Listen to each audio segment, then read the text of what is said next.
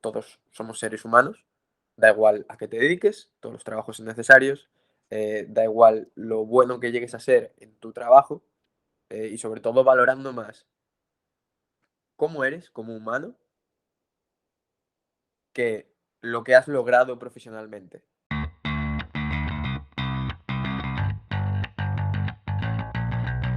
Bienvenidos a Podmédicos, el podcast de medicina para cuidadores de la salud. Nuestro propósito es compartir información actualizada y de la mejor calidad, para que estudies sin la necesidad de leer. Somos Miguel Cañón. y Juan Mogollón.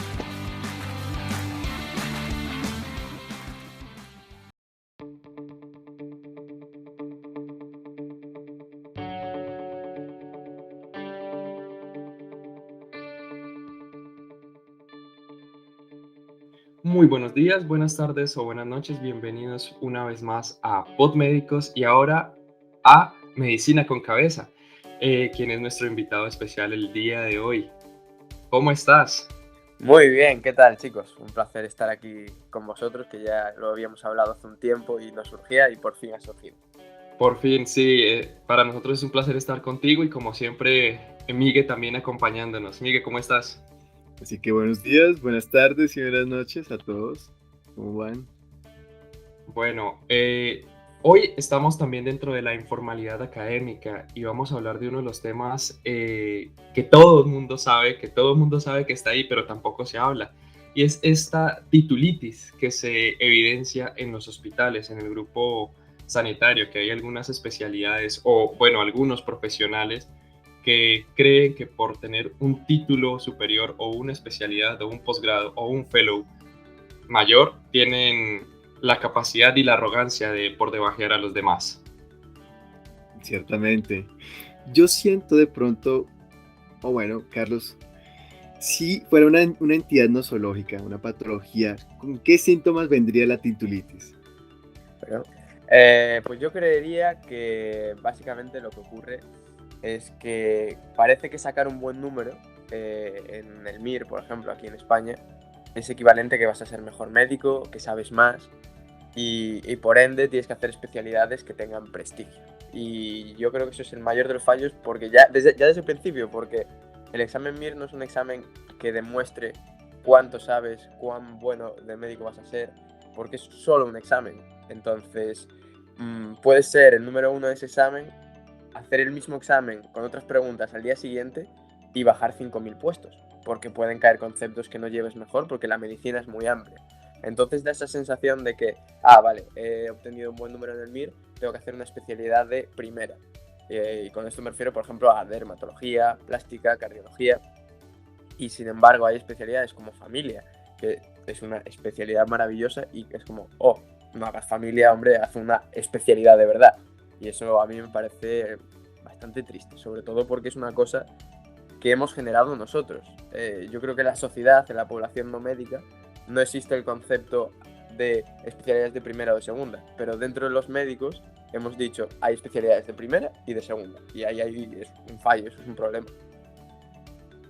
Total, yo creo que si hablamos de una enfermedad, la titulitis es esa inflamación del ego que puede ser producida por un número de plaza, bien sea en el examen MIR o el acceso a una especialidad, entre comillas, de prestigio en Latinoamérica, como tú bien lo dices, derma, plástica, cardio, son pues especialidades que las personas tienen en concepto de que son superiores a las demás y sabemos que la medicina es tan amplia y tan pues maravillosa que nos sesgamos un poco y que pues nosotros mismos hemos aumentado de manera errónea el ego pues de algunos médicos.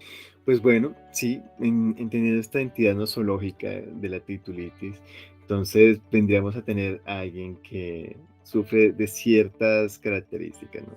La primera es que no puede ver ni siquiera o reconocer en su otro compañero el éxito, ¿sí? O por lo menos la satisfacción de alguna cosa. En otras palabras, falta de empatía.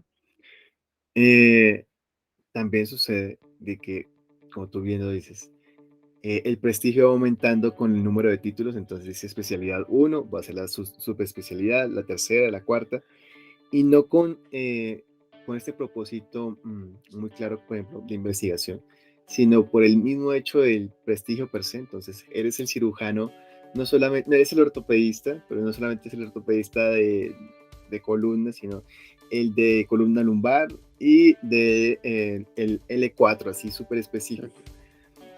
Entonces, cuando vienes a darte cuenta, tu target viene a ser como 5 pacientes al mes, ¿sí?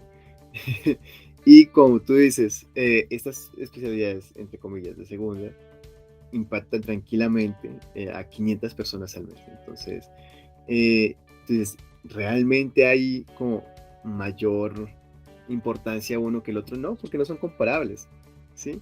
Están en Completamente. rubros completamente diferentes y tú bien lo dices, muchas veces estos exámenes de conocimientos médicos es solamente una sola área, no es que sean múltiples categorías, ni tampoco es que sea un OSCE, un examen de habilidades clínicas, ¿no? Lo cual queda flotando muchas cosas, ¿no? En Inglaterra hacen un examen clínico, no solamente el examen escrito, sino también el de habilidades clínicas. Y yo creo que una persona que saque un muy buen examen escrito puede que no le vaya tan bien en el examen clínico y no está mal, porque hay personas que tienen diferentes habilidades. Unas son muy buenas para contestar exámenes tipo test, otras son muy buenas para la comunicación médico-paciente y otras son solamente buenas para la comunicación no verbal y son muy receptivos. Y pues es un campo muy amplio y pues afortunadamente la medicina permite todo este tipo de cosas. Sí, completamente. Además es que yo lo siento ahora en mis propias carnes, que como os dije antes, el lunes empiezo en la residencia y sé que tengo bastante conocimiento teórico, pero yo lo que voy a hacer este fin de semana es mirarme vídeos en YouTube, porque en YouTube prácticamente puedes aprender todo, de Por supuesto. exploración de un abdomen, exploración básica, porque yo no sé explorar un abdomen. Es decir, te puedo hacer todas las preguntas que me pongas de vía biliar y seguramente te las acierte, porque sé los datos que hay que tener claros, pero yo no sé hacer un signo de Murphy, por ejemplo, nunca lo he hecho. Y a lo mejor hay otra persona que ha quedado por debajo mía en el MIR, pero que en las prácticas le enseñaron y el primer día de residencia va a saber más que yo, práctico. Igual teórico no, pero práctico sí. Y yo creo que eso es una cosa que también hay que tener en cuenta. A lo importante del MIR se supone que es que te abren las puertas a hacer una especialidad con la que te vas a formar y vas a aprender a ser médico o médica. Pero lo importante es que seas buen médico o buena médica. Da igual que hayas sido el número 1 que el 8201. O sea, si solucionas los problemas de tus pacientes, ese es el objetivo. Entonces también yo creo que es eso. Y respecto a lo que decía Miguel, en cardio, por ejemplo, yo cuando me estuve informando para especialidades, te subespecializas en hemodinámica para poner stents, en arritmias, o sea, al final te vas, como decías tú, a un target de personas muy reducido y a lo mejor tratas a 5 o 10 pacientes al día. Pero aquí en familia, en España, que lo que conozco, están tratando a 50 al día y están manejando todo tipo de patologías, no solo arritmias o infartos, están manejando desde EPOCs, asmas, dolor complejo, etc. O sea, que tienen un conocimiento que seguramente yo en 10 años, cuando me dedique a alguna rama de la cardiología, me pones al lado a un médico de familia y me da 1000 vueltas en medicina en general. Y esto me lleva a pensar de que tal vez la titulitis sea el octavo pecado capital, ya que está pues de la mano con la arrogancia, el orgullo y quizás con la avaricia. Y pues en este ámbito sanitario yo creo que viene implícito, como lo mencionamos, en algunas especialidades, pero más que especialidades yo creo que va arraigado a la persona como tal, de cómo es esa persona y cómo va evolucionando tanto en su vida profesional como en su vida personal, profesional y personal. Entonces, pues, no es que tenga un talento, sino que tal vez tiene la habilidad para el estudio, para la memorización, para la comprensión de conceptos y definiciones, pero no lo van a usar como garantía de conocimientos, ¿sí me explico? Lo que hace esa titulitis es, como lo mencioné al inicio, inflar el ego. Y como tú bien lo dices, es mejor crecer como médico que solamente tener título y título y título y tener un target específico para 5 o 10 pacientes. Yo creo que ya has dicho una cosa, perdón Miguel, que creo que ibas a hablar, creo que has dicho una cosa que es el problema de todo, que es la titulitis no es de la especialidad, sino de la persona. Porque al fin y al cabo, si eres una persona humilde, que simplemente se da cuenta de que es un ser humano más, yo creo que no vas a ser arrogante, no vas a tener el ego inflado. Que al fin y al cabo todos tenemos cierto ego y a todos nos gusta ser buenos, que nos reconozcan, ¿no? Pero es verdad que si tú juntas a una persona que ya tiene una predisposición a ser arrogante y lo pones una especialidad que tiene caché, ahí estás creando la titulitis. Porque Exactamente. yo conocí a un cirujano que es de los mejores del mundo, porque cirujano torácico que inventó una técnica quirúrgica y hablas con él como un ser humano normal y ha creado una técnica quirúrgica. Sin embargo, hablas con otras personas que simplemente son cardiólogo, dermatólogo, etcétera, a lo mejor, porque son las que más habitualmente tienen titulitis y sí que tienen el ego muy inflado. Entonces, de hecho a mí me decían, porque yo tengo un carácter así de hablar con todo el mundo y me decían, y ahora cuando seas médico ya verás cómo vas a cambiar. Y yo decía, hombre, yo la verdad creo que no voy a cambiar porque es mi forma de ser, no porque sea cardiólogo, no porque sea el mejor cardiólogo del mundo, ojalá algún día voy a cambiar, es simplemente pues una condición que va con mi persona. Y yo creo que es lo que tú dices, no es tanto titulitis como especialidad, sino como seres humanos. Exactamente. Estoy de acuerdo en cuanto a que es inherente al título de que, pues, MD, de medio Dios, ¿no? La cuestión es que, ¿cómo uno pilotea esto? ¿Cómo piloteas la carga y la presión social sin tener experiencia, ¿no? Por ejemplo, a veces pasa en los países de Latinoamérica que, pues, el cupo de residencia es muchísimo menor a la cantidad de personas que se gradúan. Sin embargo, pues hay personas que realmente son buenas en los exámenes médico-clínicos, hicieron como una hoja de vida razonable durante su internado, bueno, su Sexto año. sexto año, y ok, lograron una residencia. Sin embargo, poniendo en términos prácticos, estas personas se gradúan a los 26, incluso menos, 25 años, se reciben de pediatras, bueno, en fin, especialidad que tú quieras. Y tú dices, vale, ¿y entonces en qué momento esta persona vivió su vida no como, no sé, María o como José, como persona y no como la doctora María y el doctor José? ¿En qué momento pudieron vivir? Yo creo que eso está también irrigado a la competitividad que tiene la carrera de medicina. ¿Cuánto sé? ¿Cuánto saqué en este examen? ¿Voy a pasar rápido a la residencia? Caramba, no pasé este año, y uno va disminuyendo como sus expectativas y puede ser muy difícil. Esto desde la perspectiva de la persona que no tuvo la posibilidad de acceder a una especialidad, que pues cada quien lo vive de una manera distinta. Pero me encanta lo que tú dices de que tu forma de ser es hablar con todo el mundo, ser una persona humilde. Por favor, eso no lo vayas a cambiar, porque la relación médico-paciente, te vas a dar cuenta, es lo más importante que hay, más que saber muchísimo, ¿sí? Aquí no aplica ese concepto de Doctor House que dice de que ¿tú qué prefieres? ¿Un médico que te salve la vida o que te ignore, o el que te agarra la mano mientras mueres? Los pacientes van a preferir el que te agarre la mano mientras mueres. Yo tengo una Ciertamente. anécdota con eso. Yo siempre viví con mis abuelos, de hecho están ahí, en esa foto, y siempre, toda mi vida viví con ellos. Y cuando los murieron durante la preparación del MIR, mi abuela, y el año antes mi abuelo, y mi abuelo tenía 90 años, había experimentado mucha vida. Y yo coincidió que una vez estaba en el hospital con él, allí de acompañante, y vinieron 3 médicos, y ya hay bastantes cosas como que uno estaba con el móvil y ya dices, a ver, ya me parece desagradable ver estás atendiendo a un paciente pues, que tengas el móvil detrás, pero iban por allí como si fuera una cama, es decir, esta cama tiene una agudización de poco, ya está, vamos a hacer esto y explicaban, ¿no?, a los residentes. Y yo me acuerdo que mi abuelo no hablaba mucho porque estaba malito y tal, y vinieron los médicos, vino primero uno, luego vino otro, y luego vino otro a cambiarle un tratamiento con la enfermera. Y como que nadie se dirigió a él diciéndole cómo está, que no te lleva nada, es un minuto, cómo está, cómo se encuentra, aunque realmente, entre comillas, no te vaya a cambiar nada, pero al paciente le va a hacer cercanía, ¿no? Y luego llegó la señora de la limpieza y yo estaba allí leyendo porque tenía examen. La señora de la limpieza sí que le cogió del pie y le dijo, ¿cómo se encuentra hoy? Y le dijo, bueno. Y le dijo, seguro que se pone bien. Siguió limpiando, se fue.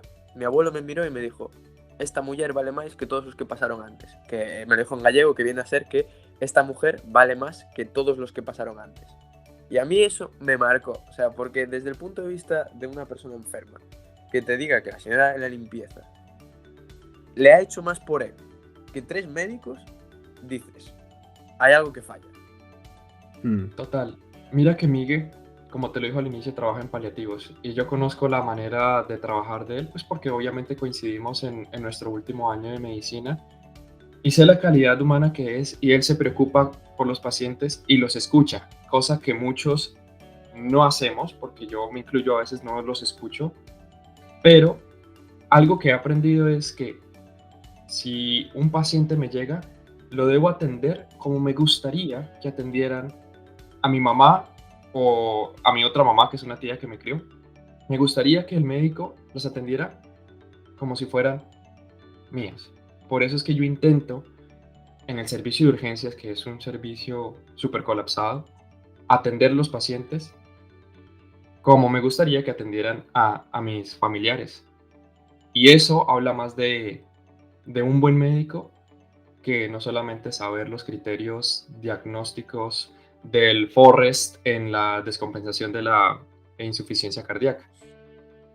Y no por eso voy a tener titulitis. Es cierto. Bueno, ¿con qué trataríamos la titulitis, doctores? Yo creo que con una dosis de humildad, pero para en general para toda la sociedad, porque el mundo, dentro de la medicina sí que hay titulitis, pero en general en el mundo hay titulitis. Ujú. La sociedad hay titulitis, es decir, hay trabajos de primera, trabajos de segunda. Entonces, yo creo que sería con más educación, en el sentido de todos somos seres humanos, da igual a qué te dediques, todos los trabajos son necesarios, da igual lo bueno que llegues a ser en tu trabajo, y sobre todo valorando más cómo eres como humano que lo que has logrado profesionalmente. Porque hay gente que, no sé, yo por ejemplo, os pongo caso, si veo a una señora que se cae en la calle, lo primero que me sale, mi instinto, por cómo me educaron, es ir allí a ayudar. Y hay mucha gente que no.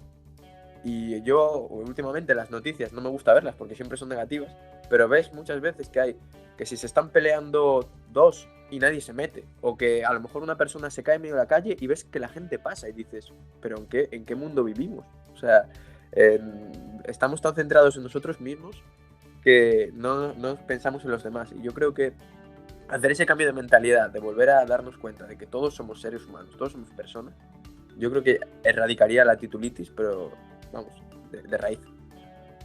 Ciertamente. Yo siento que en las facultades, y eso sí es muy cierto que tú dices, no solamente en el gremio médico, sino en general, esta percepción de tener una posición social más alta hace que se te nuble la mente y empieces a tomar decisiones absurdas y hasta estúpidas en algún momento.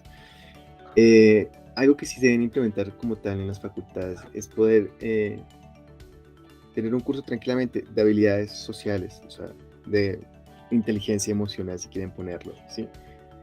Con el fin de poder yo ver al otro a los ojos y tratar de entender y generar empatía. No simpatía tampoco, porque pues no todo el mundo puede ser, todo el mundo no puede ser un mundo de, ay, sí, qué bello tú eres, y no, evidentemente no, porque en un momento hay que tener respuesta a ciertas cosas, pero sí por lo menos de entender el motivo por el cual, digamos, mi compañero está tomando esta decisión y en qué contexto lo está haciendo, ¿sí? Eso cambia las cosas. Pasamos de ser, por ejemplo, de pasar la ronda por la cama número 405 a, es que es el señor Eduardo, José. José Eduardo. Eh, y ya cuando le das esa entidad de persona, con solamente el nombre, cambian las cosas, porque pues José Eduardo es el papá de alguien, José Eduardo es el hermano de alguien, ¿sí? Y si quieren ponerlo, de pronto no es difícil para las personas que no tienen como un sentido humano, digámoslo, pongámoslo en un contexto de inversión.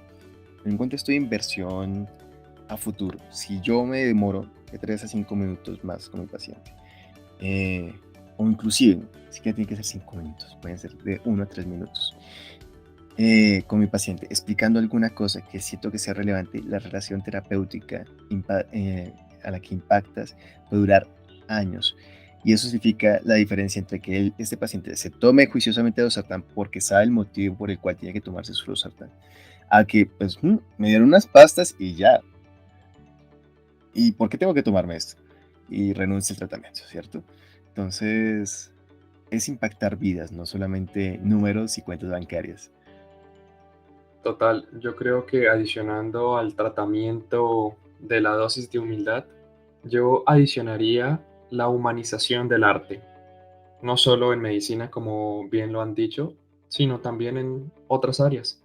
Por ejemplo, he visto muchos TikToks de cómo son los profesores de arquitectura, por debajeando las maquetas y las estructuras de los estudiantes, o cómo son los maestros en los conservatorios musicales, por debajeando el trabajo de estos músicos que per se, para entrar a un conservatorio, tienen que tener un nivel muy alto y aún así los disminuyen a un nivel mínimo. Entonces yo creo que la humanización del arte es algo fundamental para aumentar esta dosis de humildad y disminuir la titulitis y que todos seamos personas.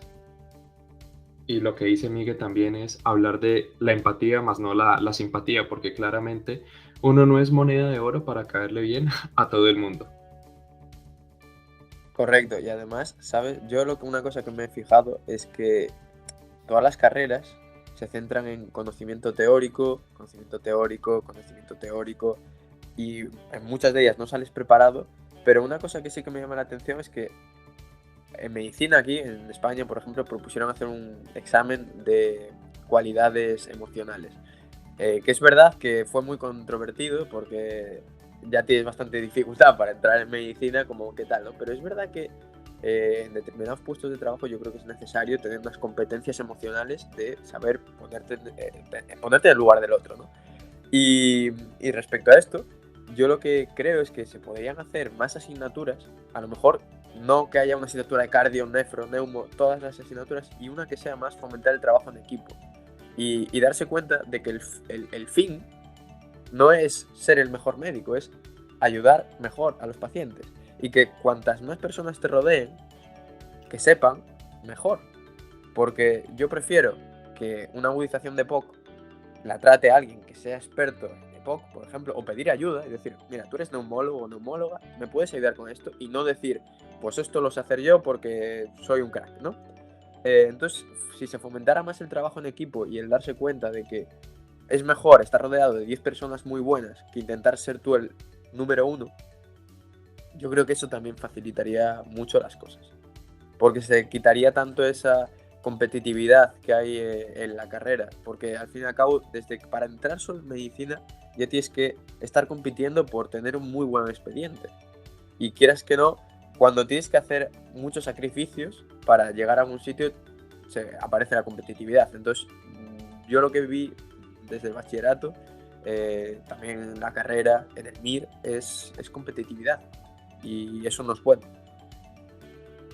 Sí, pues bueno, acabas de tocar un mundo enorme que es el por qué debemos crear comunidad y no pensar solamente como en quién es el mejor del mejor, sino como cómo vamos a hacer para ser mejores, no mirando hacia adelante, sino más bien retrospectivamente.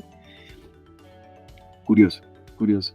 Además, hay cosas que de pronto podemos aprender de las personas que estudian ciencias humanas y ciencias sociales, sociólogos, antropólogos, politólogos, y es la construcción de su saber a punta de debates, ¿no? Fíjate que nuestras áreas son mucho de aprender, da los datos, es lo que es, y nunca nos ponemos en tela de duda, hola, ¿será que sí estoy haciendo esto en serio? Así tiene que ser, así con el número exacto. Entonces, sí, complejo. Muy filosofía griega, la dialéctica me parece es muy importante, que no solo las sesiones clínicas sean aportar los datos, a pesar de que estamos en la era de la medicina basada en la evidencia, que no todo sea un nivel de evidencia 1A o máximo 2A, que todo sea también al dialecto, un consenso de expertos que opinan también muchas veces los pacientes. Y esto que tú mencionabas anteriormente, no hemos mencionado en los capítulos anteriores de por qué algunos colegas nos juzgamos, entre otras, sin motivo, porque juzgar de una manera retrospectiva es mucho más fácil. Yo no sé cómo fue tu preparación, no sé las cruces que cargaste y si te obtuviste un cupo para cardio, lo luchaste. Mientras que otra persona que no, digamos, no alcanzó para cardio y su segunda opción era interna y le gusta interna, hay que felicitarlo también, porque el número no importa desde que sea la especialidad que tú sueñas, pienso yo, Ok. en este mundo. Sí, a mí una cosa que me llama mucho la atención es que vemos como solo una fotografía de la persona. Es decir, tú eres este número. Pero lo que ha pasado durante la obtención de ese número no se ve. Entonces a lo mejor hay una persona que no ha obtenido ni plaza y se le considera fracasado o fracasada.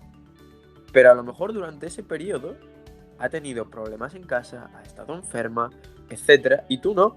O a lo mejor tú también, pero te ha afectado de otra manera. Entonces, yo creo que no se debe nunca de juzgar a las personas sin conocerlas, pero de verdad, incluso la forma de ser de esas personas, yo al principio, eh, por ejemplo, hay pacientes que yo cuando estaba con los médicos decían, este es un borde, este es no sé qué.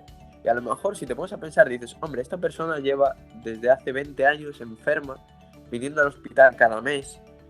A lo mejor no es que sea borde contigo, a lo mejor es que está frustrado con la vida y lo paga contigo, pero intentar entender eh, el conjunto de la persona, yo creo que eso ayudaría mucho. Y por ejemplo, con los acompañantes, yo cuando empecé las prácticas todavía no había estado en el hospital como acompañante de mis abuelos. Y claro, veías a los acompañantes que se ponen nerviosos. Mi padre está haciendo unos ruidos raros, lo que sea, ¿no? Y veías que los médicos pues se lo tomaban a mal. Joder, qué pesado, ¿no? Y yo decía, bueno, pues sí, hombre, la verdad es que es un poco pesado. Y cuando yo estuve con mi abuela y la estaban sedando, que de esto Miguel sabrá, pues como que hacía unos ruidos raros, ¿no? Y claro, a mí estaba en sexto de medicina, o sea, ya iba a acabar. Y aún así no sabía qué hacer. Sentí impotencia. Digo, ¿estará sufriendo? ¿No estará sufriendo? ¿Es esto normal? ¿No es normal? ¿Qué hago? ¿Qué hago? Y yo llamaba a los médicos y en ese momento mi cerebro dije, es que ser acompañante es muy difícil y ser paciente también. Y sobre todo si no sabes, porque cuando aún sabes, puedes, digamos, gestionar mejor la situación. Pero si tú, por ejemplo, eres abogado y notas cosas raras, normal que sientas miedo. Y eso también yo creo que hay que tenerlo en cuenta. De como médicos no solo tratamos tu enfermedad, tratamos el conjunto de enfermedad más las vivencias. Y a veces que las vivencias son peores que la propia patología. Esto es humano, demasiado humano. De... me parece espectacular porque es básicamente lo que hemos intentado hablar en los capítulos anteriores. De que nosotros, como tú bien lo dices, no tratamos solo enfermedades, sino tratamos personas. Y a veces se nos olvida eso y tenemos que retornar a nuestras bases, a lo de la razón de por qué estudiamos medicina. Sí, este Correcto. ejercicio de recordar que simio cuida simio, de que soy tan humano, sí, tengo el conocimiento de poderte ayudar y tengo los recursos y puedo movilizarlos, pero a mí también me puede dar un infarto, a mí también me puede dar una complicación, digamos, una cetoacidosis diabética, no me hace inmortal. ¿M? Y poner eso, no, ponernos en el plano con profesionales de la salud, de que también nos puede pasar cosas, yo creo que ahí ya cambia la perspectiva un poquito. Yo recetaría, de hecho, tener una enfermedad a los médicos, O sea, un poco absurdo, un poco bestia, ¿no? Pero por lo menos pasarlo, porque yo, por ejemplo, tengo migrañas y sé el dolor que se siente cuando tienes una migraña.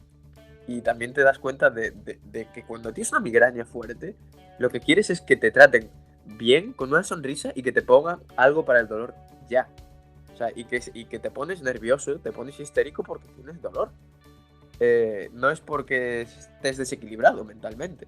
Entonces, yo creo que a veces vivir ciertas patologías te sirve para darte cuenta de lo que es la medicina. Y yo creo que eso es fundamental. Yo, por ejemplo, tengo moscas volantes porque yo tengo mucha miopía. Creo que aquí los tres somos miopes, ¿no? Yo tengo 8 dioptrías. Y entonces, como tengo tanta miopía, pues tengo moscas volantes desde que acabé el MIR. Y fui a dos oftalmólogos porque tenía angustia. No me... Es simplemente molestia, ¿no? Física, de ver cosas que se mueven por tu campo visual. Y me trataron de una forma bastante inhumana, en el sentido de decir, sí, va, esto no se te va a pasar. Vale, ya, eso ya me lo suponía, ¿no?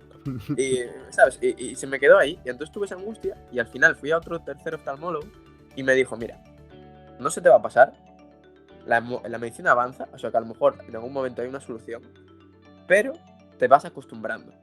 O sea, y no me dijo nada, y yo lo hablaba con mi madre, y me decía, ¿realmente no te ha dicho nada diferente? Y dije, no, pero la forma de decírmelo me hace que ahora no me limite para vivir, porque antes me levantaba todos los días, tengo moscas volantes, tengo 24 años y tengo moscas volantes, madre mía. Y ahora, desde que fui la semana pasada, me levanto y digo, bueno, tengo moscas volantes. Y es la diferencia de cómo lo que te digan, cómo te lo digan, te puede realmente ayudar con tu vida. La manera de transmitir la información. Sí. Bueno, qué bello capítulo, señores humanos. Sí. Yo haría una anotación especial que todo sanitario debería ver la película The Doctor. Y habla perfectamente de lo que tú estabas comentando. Es un médico súper arrogante que, como yo le diría, es un importaculista. Le importa un huevo todo. Ese término no lo sabía, me lo apunto. Hasta que sufre de una patología y le toca ser paciente. Y se da cuenta que la humanidad en el área de la salud pesa más que pues ser arrogante y no solo saber. Porque como bien lo hemos dicho, el que solo sabe de medicina, ni de medicina sabe. Sí, así que bueno, ¿qué recogemos de este capítulo? De que hay que darnos un golpe de realidad, de humildad. Que la titulitis se lucha y se vive todos los días mirando a los ojos, no la última revisión del journal que tengas a mano, sino mirando a los ojos a tus colegas, a tus pacientes, a las personas con las que trabajas, ¿no? Qué bello. Sí. Y recordar que todos en algún momento seremos pacientes. Por supuesto. Y no olviden que si van al hospital a trabajar, traten a sus pacientes como si fueran sus familiares. Recuerden que ellos, como bien lo mencionamos, también son mamás de alguien, son papás de alguien, son hermanos, son hijos, son abuelos. Y solo los familiares saben la carga emocional que eso conlleva.